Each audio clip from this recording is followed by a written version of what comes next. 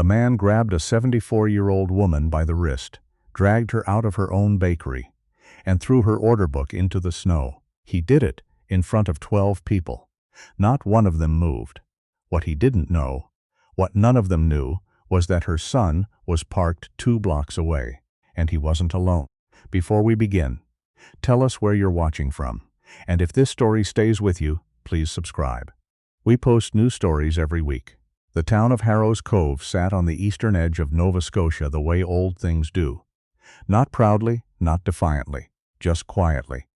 It had been there long enough that the sea air had worked itself into the wood of every building, the salt embedded so deep that a fresh coat of paint lasted maybe 2 seasons before it started to peel.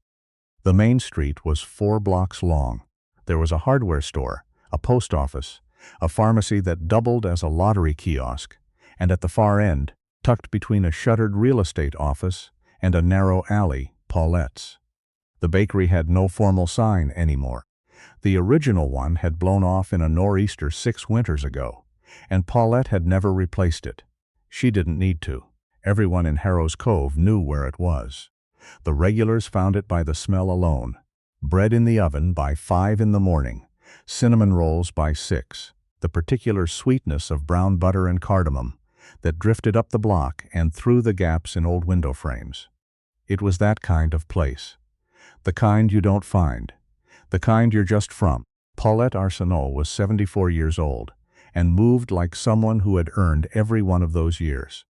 Her hair was white, cut short, and practical, and she wore the same style of quilted vest in 3 rotating colors depending on the season. Navy in winter, forest green in fall, a faded burgundy the rest of the time. Her hands were permanently dusted with flour in the creases of her knuckles. She had opened the bakery at 41, after her husband Gerald passed from a cardiac event that gave no warning and left no room for argument. She had needed something to do with her hands. 33 years later, she was still doing it. She didn't own the building. She had rented it from the Harrow's Cove Municipal Property Trust. For the entirety of those 33 years, a lease renewed every 5 years, always renewed, always quietly and without fuss. The rent had gone up twice in 3 decades. Both times she'd paid it without complaint. That was the understanding. That was the arrangement. The new understanding arrived in the form of a man named Darren Voss. Voss was 49, from Halifax by way of Toronto, with the kind of tan you only get from places that aren't Nova Scotia, and the kind of confidence that comes from never having been told no in a room that mattered. He had purchased the Harrow's Cove waterfront development rights 14 months ago through a numbered corporation registered in Alberta. His project had a name, Cove and Crown Residences, and a rendering that showed gleaming condominiums with south-facing balconies and a promenade where the fishing wharves currently stood.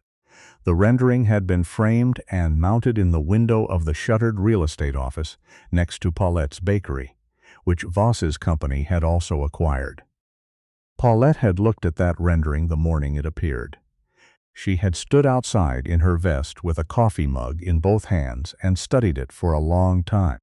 Then she had gone back inside and started on the afternoon bread. The first notice arrived in January. Legal language, formal letterhead, polite in the way that things are polite when they don't need your cooperation. Her lease, it explained, would not be renewed at its scheduled date in March. The Municipal Property Trust had entered into a development agreement with Cove and Crown Properties, Inc. The current tenancy would terminate. She had 60 days. She had called a lawyer in Antigonish. The lawyer had reviewed the documents and told her, gently, that the trust had the legal authority to do what it was doing. There were procedural avenues. There was an appeal process. But 60 days was 60 days. She had called her son. She hadn't meant to cry on the phone. She had managed not to, mostly. His name was Nathan. He was 38 years old, currently on a 2-week leave from the Canadian Armed Forces, where he had served for 15 years, the last 9 with Joint Task Force 2, Canada's Tier 1 Special Operations Unit. He had a face that had stopped being young somewhere around 30, and eyes that absorbed a room the way a camera absorbs light. Completely, neutrally, all at once. He drove a dark gray pickup truck with a dent in the rear quarter panel he'd never gotten around to fixing. On the passenger seat, wearing a seatbelt harness, because Nathan had rigged one, sat a German shepherd named Boone. Boone was 7 years old, 88 pounds, and had spent 5 of those years working alongside Nathan on deployments that would not appear in any public record. He had been retired from operational duty the previous year after a shrapnel injury to his left shoulder, which had healed cleanly, but left a slight hitch in his gait when the temperature dropped. Nathan had adopted him without a second thought. The paperwork had taken longer than the decision. They drove into Harrow's Cove on a Tuesday morning in February, the highway giving way to County Road. The county road giving way to the 2-lane that ran along the shore. The ocean was the color of pewter. The snowbanks along the road were old and gray with road salt. Nathan had driven this route so many times that his hands knew the turns before his eyes did. He pulled up to the bakery just after 8. His mother's lights were already on. They always were. He took Boone's leash from the back seat, clipped it to his harness, and let him step down from the truck. Boone moved to the side of the road, did what he needed to do in the snow with the quiet dignity of a well-trained animal, then looked up at Nathan and waited. "Inside," Nathan said. One word. Boone walked through the door ahead of him. Some things in this world resist disruption not because they're defended, but because they're simply too old to care. Paulette's bakery was like that. It had survived a kitchen fire in 2003, 2 recessions, a pandemic, and a rodent situation in 2018 that Paulette referred to only as that winter. It had survived because Paulette herself had the specific stubbornness of someone who has already lost the thing that mattered most and learned, afterward, that she could still get out of bed. Nathan stayed 4 days before the morning Voss came in. He had spent those days doing what he always did when he came home, quietly fixing things. He replaced a section of baseboard that had warped from moisture. He adjusted the oven's lower heating element, which had been running 3 degrees hot. He recaulked the back window. At night he sat at the kitchen table while Paulette talked and he listened, which was the division of labor they had worked out between them over decades, each playing to their strength. She told him about the development, about the town council meetings, where Voss had presented his renderings, about the way certain councillors had nodded, along with a particular enthusiasm that suggested they had already had a different kind of meeting beforehand, about her neighbor Elspeth, 80 years old, who ran a small pottery studio 3 doors down and had already accepted the buyout. Not because she wanted to, but because her knees were bad, and her daughter was in Calgary, and the check was enough to fly out there and not have to worry about the stairs anymore. "She cried when she told me," Paulette said. "Elspeth," she cried. Nathan held his coffee mug, said nothing. "I'm not going to cry," Paulette said, and her voice was entirely steady. "I've been here 33 years. This is mine. The building isn't mine, but what's in it is. And I'm not leaving because some man in a good coat decided the water view was worth more than what's here." Nathan looked at her. "No," he agreed. "You're not." It was the most he'd said on the subject. It was enough. Darren Voss arrived at 10:47 on a Thursday morning with 2 men behind him. Nathan noted them from the back corner where he sat with Boone. One was mid-40s, the build of someone who had played junior hockey 20 years ago and retained only the mass. The other was younger, holding a clipboard, the look of a man who performed tasks and was careful not to form opinions about them. Voss himself was exactly as Nathan had imagined from Paulette's description. The coat was very good. He moved with the looseness of someone accustomed to being given space. He walked straight to the counter, bypassing the 2 other customers without acknowledgement. Paulette was behind the case, sliding a tray of sugar cookies onto the display shelf. She straightened when she saw him. "Mrs. Arsenault." He used the name the way people use names when they want to establish a register of formality. Not respectful, just distancing. "It's Paulette," she said pleasantly. He set a document on the counter. "I wanted to deliver this personally. Your final notice of tenancy termination. March 14th is your last business day. We'll need the premises cleared by the 15th. "I'm familiar with the date," Paulette said. "I have a lawyer reviewing the appeal." Something in Voss's expression shifted. Not anger, something cooler than that. "There is no viable appeal, Paulette." He let the name sit there. "The trust has full legal authority here. The appeal process exists as a formality, and it will be treated as one. The sooner you accept that—" "I'd like you to finish your sentence," Paulette said, "and then I'd like you to leave." The larger man behind Voss made a sound that was almost a laugh. Voss glanced back at him, then returned his attention to Paulette. The shift in his manner was small but complete, from cool to something that enjoyed itself. "Here's what I think," Voss said, leaning one hand on the glass of the display case. "I think you've been here a long time, and that makes this feel like yours. I understand that. But let me be clear about something. This building is going to be a sales office in 6 weeks. And then it's going to be a pile of rubble. And then it's going to be something that will still be standing 100 years from now. What's here now?" He looked slowly around the bakery. "This is already gone. You just haven't accepted it yet." Paulette held his gaze. "I think you should remove your hand from my display case." He didn't move. "March 15th, Paulette," I said, "remove your hand." What happened next took 4 seconds. Voss reached across the counter, not to strike, not yet, but to close his fingers around the order book that sat beside the register, the worn spiral-bound notebook where Paulette wrote her daily specials by hand each morning. He picked it up. He looked at it with a kind of contemptuous amusement. The way someone handles an object they've already decided is worthless. Then he walked toward the door, pushed through it, and dropped the book into the snow on the front step. But Paulette had come around the counter. She had moved quickly, more quickly than a woman her age had any business moving, and she had followed him to the door and reached for the book. Voss turned. He grabbed her wrist. Not a tap, not a brush.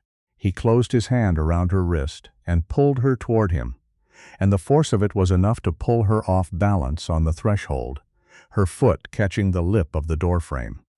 She didn't fall, but she stumbled hard, and the sound she made was involuntary, a short, sharp intake of breath that was the sound of pain and shock combined.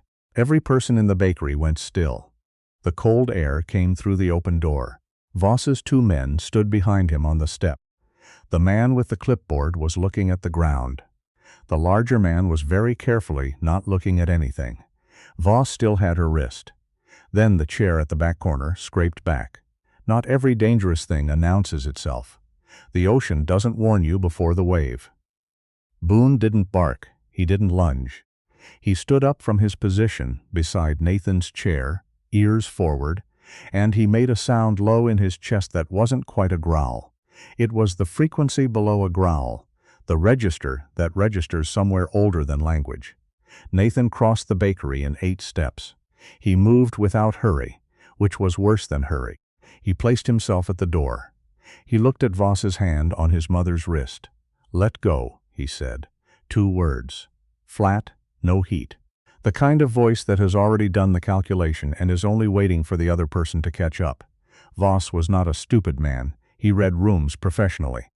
And something in what he saw in the doorway, in the man who was now 3 feet away, in the shepherd whose eyes had not moved from him, reached past the part of him that was accustomed to compliance and touched something more primitive. He let go. Paulette pulled her arm back. Nathan moved beside her, his free hand steady at her shoulder, his eyes not leaving Voss. "She needs to sit down," he said, and Chloe, who was 22, who had worked for Paulette for 3 years, who had already gotten her phone out from under the counter, said, "I've got her," and did. Nathan stepped through the door onto the front step. Just 1 step. Enough to be outside. Enough to be level with Voss. "Your name?" Nathan said. "Not a question. I don't have to tell you anything. You just grabbed a 74-year-old woman by the wrist in front of witnesses." His voice was still flat. "I'm going to ask you one more time. Your name." Something in the delivery of that, in the patience of it, in the absolute absence of performance, made Voss say it. "Darren Voss." Nathan looked at him for one long moment. Then he said, "Walk away. Don't come back to this property." Voss stared at him. His jaw worked. Behind him, the large man had taken a half-step backward, the unconscious choreography of someone who has assessed a situation and moved accordingly. Voss straightened his coat.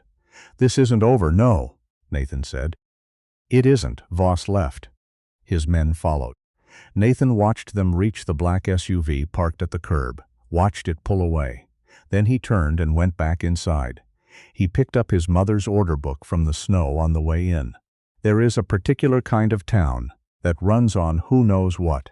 Not malice exactly. More like sediment, the slow layering of favors and avoidances until the original ground is buried so deep no one quite remembers what it looked like. Harrow's Cove was that kind of town. It didn't mean anyone was evil. It meant that when Darren Voss and Mayor Rick Beaumont had dinner in Antigonish the previous autumn, no one had thought to write it down. Nathan sat with Paulette at the small table in the back until her hands stopped trembling. He didn't say anything about the hands. She would not have wanted that. He put a cup of tea in front of her and let Boone sit beside her chair, which Boone did with the specific attentiveness of an animal that understands when proximity is the job. Paulette put her hand on Boone's head. He didn't move. He was very warm and very still, and he leaned slightly into her hand the way he'd been doing since he was 2 years old, and it had never not worked. "He hurt your wrist," Nathan said. "It's fine. I know it is. I'm still filing a report." She looked at him. "Nathan, he committed an assault in front of 8 people and a camera." He nodded toward the counter, where Chloe had already lowered her phone, her expression a compressed combination of fury and determination. "This isn't a favor. This is what happens next." He stepped outside and made a call. Not to the Harrow's Cove RCMP detachment, though he would do that too. He called a number not saved under any name in his contacts. A private number for a JAG officer he'd worked with twice before, a woman named Harris whose job occupied a space between military law and federal oversight that didn't have a clean title on an org chart. He spoke for 90 seconds. He gave her the name Darren Voss. He gave her the numbered corporation, the development project, the municipal property trust, and the name Rick Beaumont. He told her about the assault. He told her about Chloe's video. Harris said, "Send me what you have." He did. Meanwhile, in the time it takes a small town to process something that has happened in plain sight, the video found its feet. Chloe had uploaded it to her own account without thinking too hard about it. The way people under 30 do things, quickly, instinctively, before the second guessing arrives. Her caption was 6 words. "This happened in my town today." She tagged the bakery. She tagged 2 local news accounts she followed. By noon it had been seen by 4,000 people in Nova Scotia. By 3 in the afternoon, it had been shared by a veterans support page out of New Brunswick with the caption, "Anyone know who that shepherd belongs to?" That post alone reached 40,000 accounts. By 6 o'clock, the original clip had crossed 200,000 views. Someone had gotten still images of Voss from the video and matched them to his LinkedIn profile, his company website, and the Cove and Crown project page, which was already attracting comments of a nature that their social media manager, who was 23 and freelance, would have called a situation. By 9 o'clock, Rick Beaumont, who was in his second term as Harrow's Cove's mayor, a man of 61 with a silver ring of hair around an otherwise bald head, and the specific political skill of being impossible to strongly dislike, was looking at his phone with the expression of a man watching a forecast he had chosen to ignore become weather he was now standing in. He called Voss. Voss said it was handled. Beaumont knew, from the way Voss said it, that nothing was handled. The RCMP constable, who arrived at the bakery the following morning, was young enough that Paulette offered him a cinnamon roll before he'd gotten his notebook out. He took it, which she appreciated. His name was Theo. Theo took Paulette's statement. He took Chloe's statement. He reviewed the video on Chloe's phone and did not manage to fully conceal his expression when he watched the part where Voss grabbed Paulette's wrist. "We'll be in touch about next steps," he said. "I know what next steps look like," Paulette said pleasantly. "I'm 74. I know how slowly things move. I just want it documented." Nathan, who had been sitting quietly at the corner table with Boone, watched Theo. He had a calibrated read on people in authority, had spent 15 years working alongside some of the best in the country and some of the most compromised. Theo, he assessed, was earnest. Earnest didn't always mean effective, but it meant he would document it accurately and not lose the file. That was enough for what Nathan needed, because what Nathan was doing did not depend on the RCMP. Harris called back on Friday afternoon with a name that changed the shape of the thing entirely. The numbered corporation that owned Cove and Crown had two other subsidiaries, one of which held a contract with a federal infrastructure program. A contract that had been awarded through a regional development fund that Rick Beaumont's office had formally recommended. That recommendation was dated 3 months before the Municipal Property Trust had voted to terminate the long-term leases on Harrow's Cove's Heritage Commercial Strip. "There's a sequence here," Harris said.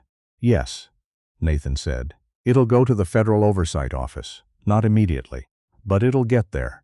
Can you move the assault charge through military-dependent channels?" A pause. "Your mother isn't a military-dependent, Nathan. She's a civilian, I know. I'm flagging it as related to a federal contract integrity matter. That expands our jurisdiction. It's not a guarantee. I don't need a guarantee," Nathan said. "I need documentation. It was Beaumont's wife who broke it open, and nobody had seen that coming. Her name was Margaret.